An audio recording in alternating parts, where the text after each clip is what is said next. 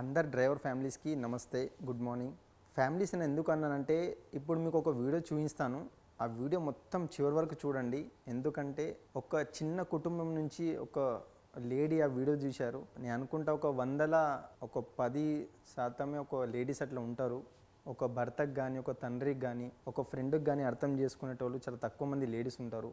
ఈ వీడియోలో తను ఏం చెప్పారంటే, ఒక భర్త డ్యూటీకి వెళ్ళి వచ్చి ఎలాంటి ప్రాబ్లమ్స్లో ఉంటాడు, చాలామంది లేడీస్ అర్థం చేసుకోక ఈ మధ్యలో మనం అన్నీ చూసాం, వీడియోలు డ్రమ్ములు వేయడము, కుక్కర్లలో వేయడము, ఇలాంటివి సమస్యలు కొన్ని ఎన్నో చూసాం. కాబట్టి అసలు మనం బయటికి జాబ్కి వెళ్తే భర్త ఎలాంటి సిచ్యువేషన్లు ఉంటాడనేది ఒక భార్య అర్థం చేసుకుంటే తను అన్నట్టు 100% వాళ్ళ జీవితం ఎంతో కుటుంబాలు కానీ చాలా హ్యాపీగా ఉంటాయి.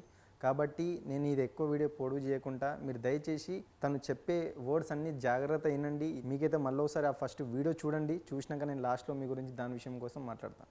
ఆడవాళ్ళు భర్తతో టైం స్పెండ్ చేయాలి, ఆయనతో గుడికి, సినిమాలకి, షాపింగ్లకి వెళ్ళాలి అని ఆయన తప్ప ఎవరున్నారు, నాకు ఎవరు లేరు కదా అని వీళ్ళ ఫీల్ అయిపోయి ఆ ప్రేమని భర్త సైడ్ నుంచి రాక వీళ్ళు ఫీల్ అయిపోయి గొడవలు పెట్టుకుంటారు. మగవాళ్ళ ప్రేమ ఎలా ఉంటుందో తెలుసా? నెల వచ్చేసరికి ఏ ఇబ్బంది లేకుండా భార్య పిల్లల్ని చూసుకోవాలి, నేను పడ్డ కష్టం నా వాళ్ళకి రాకూడదు, ఎంత కష్టం చేసినా సరే ఇంట్లో నుంచి కాలు బయట పెట్టకుండా చూసుకోవాలి అని మగవాళ్ళ ప్రేమ ఉంటుంది. సో దీంట్లో ఎక్కడ మిస్టేక్ వస్తుందో తెలుసా? భార్యలు భర్తల్ని కొంచెం 95% అర్థం చేసుకోరు. ఎందుకంటే వాళ్ళు వన్ వేలోనే ఆలోచిస్తారు.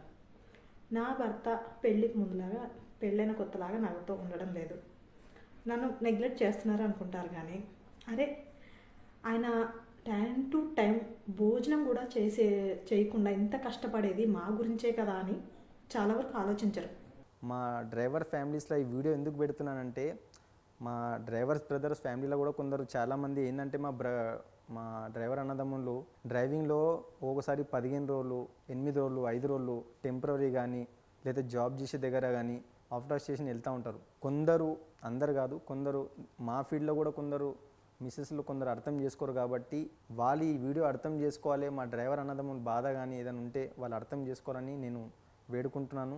కాబట్టి నేను దయచేసి అందరికీ వేడుకుంటున్నాను, ప్లీజ్ సేమ్ మనం ఎంత కూల్గా ఉంటే మన సంసారం అనేది అంత విశాలంగా ఉంటుంది. కాబట్టి దయచేసి అందరూ ఎవరైనా సరే జాబ్ చేసేటోళ్ళని అర్థం చేసుకోవాలని నేను మరోసారి గుర్తు చేస్తున్నాను. Okay, thank you.